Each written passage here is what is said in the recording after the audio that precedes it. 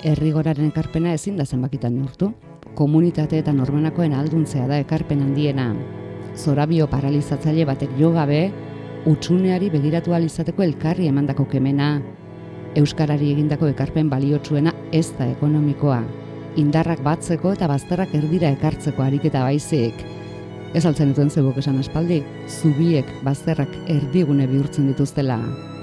Elikadura burujabetzari egindako ekarpena kilotan baino harremanetan neurtu behar da.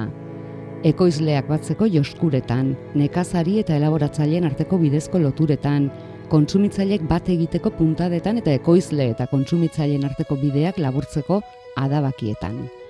Bestelako kultura baten sustapena da zuon fruitu mamitsuena, pentsatzen duzuen egitea. Errigora balioen arabera jokatzea.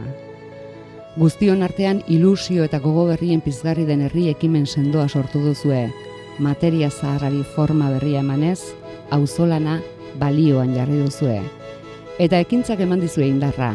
Voluntarismo hutsez errealitatea aldatzea ezinezkoa dela jakin arren, erretolika antzudik ihes egiten ere jakin duzue.